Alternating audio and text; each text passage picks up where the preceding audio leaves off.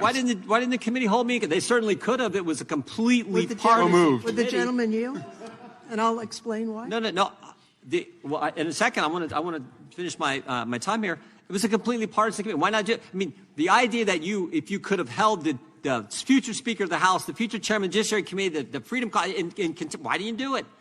I think they didn't do it because they knew it was bogus. They knew that the speech or debate clause would not allow them to compel someone member of Congress to come testify. But by the way, I never said I wouldn't testify. I wrote an 11-page letter to the chairman, to Chairman Thompson. I'm still waiting on a response where I spelled out all the concerns we have with this committee, all the things we had caught them saying that were not accurate. Will the gentleman yield? No, it's my 5 minutes. I'll yield, and we'll have plenty of time. I'm sure there'll be a debate. They never made a record of it.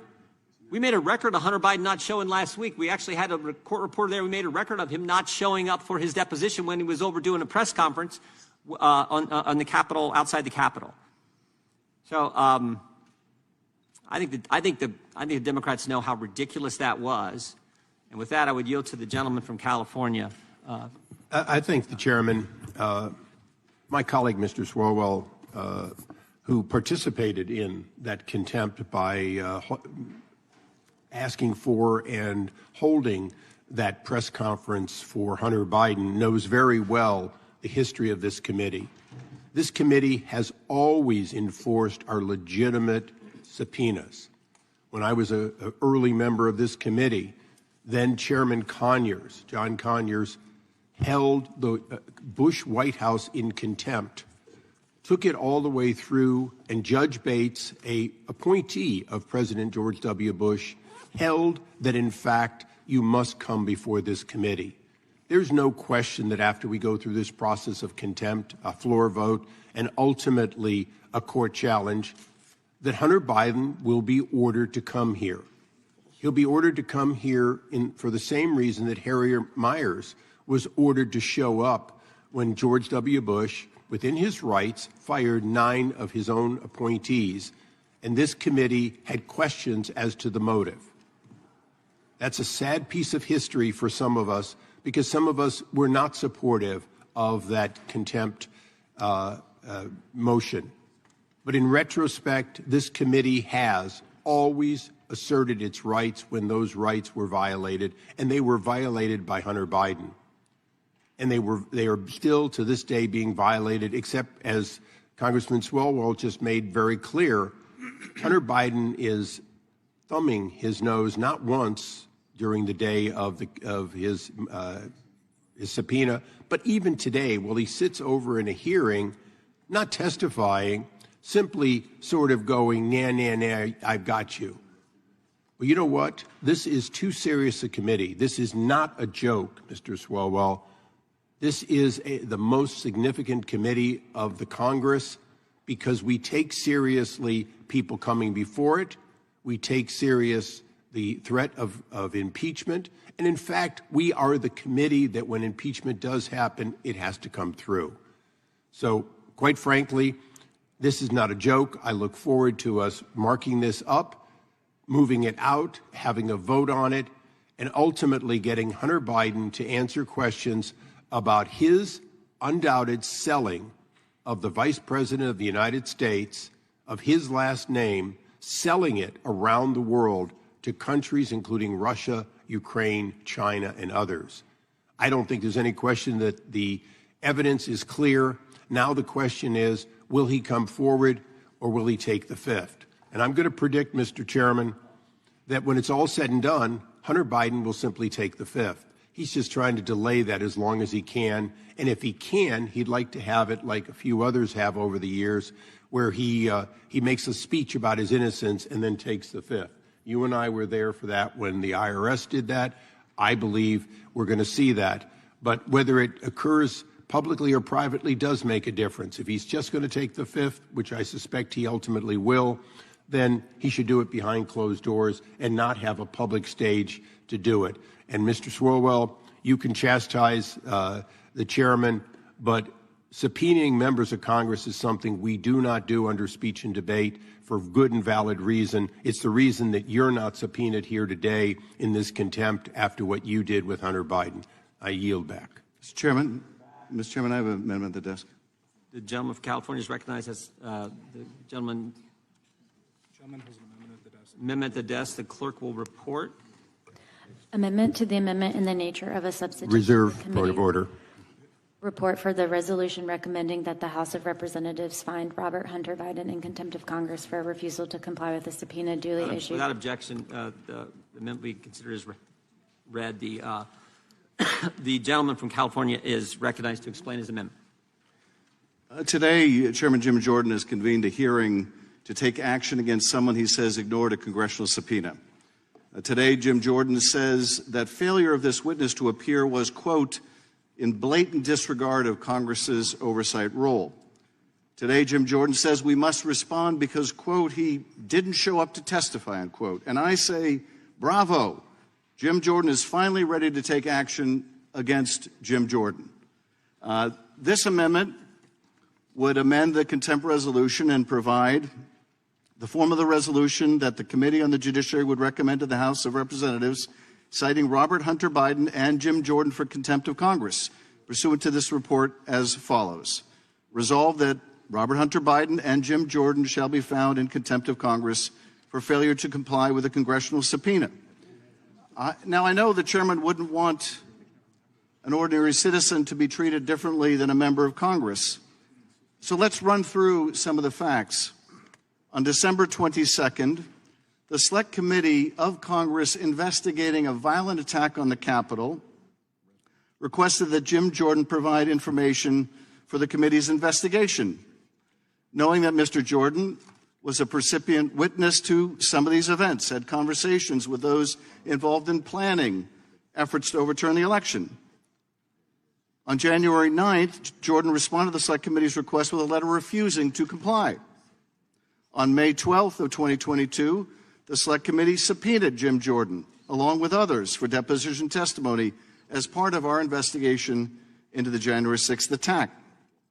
On May 27th, Jordan failed to appear for his scheduled deposition before the Committee of Congress. On May 31st, the Select Committee indicated that Representative Jordan should appear for deposition testimony no later than June 11th. But Representative Jordan once again did not appear before the Select Committee on or before the June 11th, 2022 deadline, and he was referred to the Committee on Ethics. And so today we can remedy this situation. We can show some consistency if we're going to hold Hunter Biden in contempt for not showing up before the committee when he's offered to come and testify publicly. But if we're going to hold him in contempt for that, then surely we would hold Jim Jordan in contempt for his failure to appear before Congress. So this amendment would simply add Jim Jordan's failure to appear before Congress, his blatant disregard of congressional oversight, to use the words of the chairman himself, and remedy this by including him in the contempt report referring to prosecution for potential prosecution for contempt of Congress. And I would urge everyone's support. And with that, I'm happy to yield to any of my colleagues. I yield to Mr. Nadler. Thank you. Let me just say that I will vote for this amendment with misgivings. I will vote for it because it improves the resolution. I will vote for it with misgivings because it cites Hunter Biden for contempt, while in fact Hunter Biden has repeatedly stated his willingness to come before this committee in open session and to come before the Oversight Committee in open session, and he's there right now. So he should not be cited for contempt because he's willing to testify. He's volunteered repeatedly to testify before either or both committees. I will vote for the amendment nonetheless because it does improve this terrible underlying resolution. And I thank you. I yield back. Would the gentleman yield? I'd be happy to yield. I will also support this with some misgivings. The committee, when the chairman refused to comply with our subpoena, the January 6th subpoena, did have a discussion about enforcement. And by the way, the speech or debate clause does not apply because the Constitution says that members may not be called to account in any other body. And in fact, it isn't another body, it's the House of Representatives. So speech or debate does not protect. But in our discussions, we had a concern about separation of powers and referring the members of Congress to another branch of government for enforcement of our subpoena. That is why we sent this to the Ethics Committee. However, given that the chairman apparently is critical of that suggestion, I will support Mr. Schiff's amendment. I would just like to note, if I may also, that there has been some considerable confusion about the committee's position on public testimony. No potential witness insisted to the committee that they testify in public. Had they done so, we would have been forced to allow that to occur. Public as composed to formal hearings in the Cannon office building. Mr. Bannon never agreed Point of order, Mr. Chairman. to testify and Point of order, Mr. unfortunately Chairman. refused to send documents. So that as a precedent is simply inappropriate. And I yield back to the gentleman from California with Time has thanks. expired. Does the gentleman insist on his point of order? I do, Mr. Chairman. Gentleman is recognized. For a number of reasons, Rule 10 confers on the Committee on Ethics exclusive jurisdiction over members of Congress. Additionally, Rule 16, Clause 7, puts this outside of our jurisdiction. And, Mr. Chairman, in an analog way, it is clear that the January 6th Committee expired at the end of the last Congress without ever making any sort of a motion or referral. In fact, they seem to have ignored your responses. In ignoring your responses, they very clearly accepted your non-appearance. And although they would like to rewrite history now, they had an opportunity to take action. They did not take action. So for those rules of the Congress, in addition to the common sense that there is no subpoena in place, because subpoenas, as you know, expire at the end of a Congress, as did the January 6th Committee, I would continue to hold this as out of order. The gentleman's Chairman, the gentleman from the ranking member is recognized. what Mr. Issa said is a very interesting statement, but I don't understand what his point of order is. What is he objecting to? Yes, it's beyond the scope and purpose of today's resolution. In other words, you can't amend it to add under Rule 16, Clause 7. Gentleman. Oh, you're making a point of order against the amendment? Yep. Okay. The gentleman's amendment does not satisfy, the gentleman from California's amendment does not satisfy the subject matter and fundamental purpose test, therefore is not germane and is out of order. Who seeks recognition? Mr. Chairman, appeal the- on that point, before the chair rules, I've already ruled, but the I would appeal the ruling of the chair. Gentleman appeals the ruling. gentleman is recognized to appeal the ruling of the chair. Gentleman appeals the ruling of the chair. The motion is not beyond the scope of this report because You've already made a motion to appeal the ruling of the chair because I already ruled, so the clerk will call the roll on appealing. Mr. Chairman, I move the table. Gentleman moves to table. The motion It's not debatable. Those in favor- is not debatable. The question is on the motion to table. All those in favor say aye. Aye. Those opposed? No. Opinion of the chair is the ayes have it. Mr. Chairman, we request a recorded vote. Gentleman from California requests a recorded vote. The clerk will call the roll. Mr. Jordan? Yes. Mr. Jordan votes yes. Mr. Issa? Aye. Mr. Issa votes aye. Mr. Buck? Mr. Gates? Mr. Gates votes aye. Mr. Biggs? Mr. Biggs votes aye. Mr. McClintock? Mr. McClintock votes aye. Mr. Tiffany? Mr. Massey? Mr. Massey votes aye. Mr. Roy? Mr. Bishop? Mr. Bishop votes aye. Ms. Sparks? Ms. Sparks votes yes. Mr. Fitzgerald? Mr. Fitzgerald votes aye. Mr. Bentz? Mr. Bentz votes yes. Mr. Klein? Mr. Klein votes aye. Mr. Armstrong? Mr. Armstrong votes yes. Mr. Gooden? Mr. Gooden votes yes. Mr. Van Drew? Mr. Van Drew votes yes. Mr. Nels? Mr. Nels votes yes. Mr. Moore? Mr. Kiley? Mr. Kiley votes aye. Ms. Hageman? Ms. Hageman votes aye. Mr. Moran? Ms. Lee? Mr. Hunt? Mr. Fry? Mr. Fry votes aye. Mr. Nadler? No. Mr. Nadler votes no. Ms. Lofgren? No. Ms. Lofgren votes no. Ms. Jackson Lee? Ms. Jackson Lee votes no. Mr. Cohen? Mr. Cohen votes no. Mr. Johnson? No. Mr. Johnson votes no. Mr. Schiff? No? Mr. Schiff votes no. Mr. Swalwell? No. Mr. Swalwell votes no. Mr. Liu? Ms. Jayapal? Ms. Jayapal votes no. Mr. Correa? Ms. Scanlon? Mr. Neguse? No. Mr. Neguse votes no. Ms. McBath? Ms. Dean? Ms. Dean votes no. Ms. Escobar? Ms. Ross? Ms. Ross votes no. Ms. Bush? Mr. Ivy? Mr. Ivy votes no. Ms. Ballant? Ms. Ballant votes no.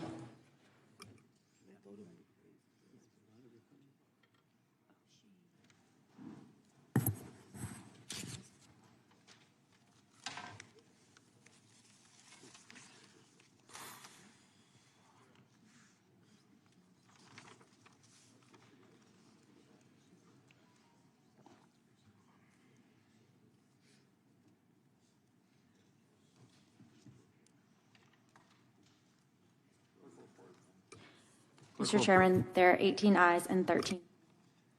The motion to table the ruling of the appeal of the chair is agreed to. And who seeks Mr. Chairman, recognition? I have unanimous consent request. Gentleman from Kentucky is recognized for a UC. I asked unanimous consent to enter into the record an article titled, "During January 6th hearing, Schiff doctored text messages between Mark Meadows and Rep. Jim Jordan." This was an article in the Federalist, December 15th, 2021. Without objection. Who's next on our side? Ms. Jackson Lee. Gentleman from Texas, recognized for 5 minutes. I thank you. I asked to strike the last word. I want to follow up on my friend from California, Mr. Iser, about the importance and the level of cruciality, I use that terminology, of this committee's work. It is constitutionally grounded, and there's no other committee in the House and its counterpart in the Senate that has the custodial responsibilities of the accuracy and the integrity of the Constitution. That means that we should take our work extensively and very seriously. We can begin to quote documents which include the very essence of our message. And I always like to remind you that the Constitution begins by saying, "We, the people of the United States, in order to form a more perfect union, establish justice, ensure domestic tranquility." But I'd like to focus on the idea of establish justice. We can procedurally try to maneuver my good friend's inactions of not showing this committee respect by not appearing and responding to the subpoena. I called Chairman Jordan my good friend because we've worked together for years. But you did not show up and present yourself to this committee, whether or not it was in this session or the last session. Now, as we proceed, we will hear on the other side a constant pointing to members who did their service on the January 6th committee. They will take pot shots at Mr. Schiff. They will find dated and unheard commentary that they will utilize, which I believe will continue to diminish the importance and integrity of this particular session and constitutional responsibilities of impeachment. I, too, was going to have misgivings of the amendment that would have joined Mr. Jordan, because I am not ceding the point that Mr. Biden, Hunter Biden, should be held in contempt. And I will continue that approach through the rest of this markup. There is no evidence. How can you have evidence of contempt when you have an open and public statement that I will appear? I will appear. I will use my constitutional rights of appearing with counsel, and I will come before the committee. I was there on that day when he was available to come. How can you argue that he did not come when you made no effort to indicate that we are waiting for you in the hearing room, set up for you to come now and speak? That was not done. And if I want to go a step further, I'm not suggesting to Mr. Biden that I would want that to be the case, but no law enforcement was sent to direct him to the Judiciary Committee room in 2141 Rayburn on the House side. And so you cannot make an argument that Mr. Biden, Hunter Biden, should be held in contempt. The only argument you want is to continue to give a circus-like atmosphere to this very important committee that, under the Constitution, is to be able to establish justice. Justice. There is no cause for what we're doing today. There is no basis for it. There is no evidence for it. There is no reason for it. Again, I do not believe Mr. Biden, Hunter Biden, should be held in contempt. All of the allegations that you have are simply that. Allegations of the abuse of power, the misuse of the relationship of father and son, all of that has to be proven. But you are going at it, and we will hear all of these bits and pieces and drops from the January 6th committee and so-called interactions between members on that committee that you either like or dislike, and we all will probably have a say in that. You cannot take away the sacred responsibility of the January 6th and this committee that is constitutionally grounded. So, Mr. Chairman, I want to be clear. I would not have been happy voting on that particular amendment because I think that yours should have been separate. And I do not believe that Mr. Biden, Hunter Biden, should be held in contempt at all, because I was there with you, Mr. Chairman, on that day, and you did not seem to make any effort to make sure that Mr. Biden knew he was welcomed in that committee at that time for us to hear him in an open setting.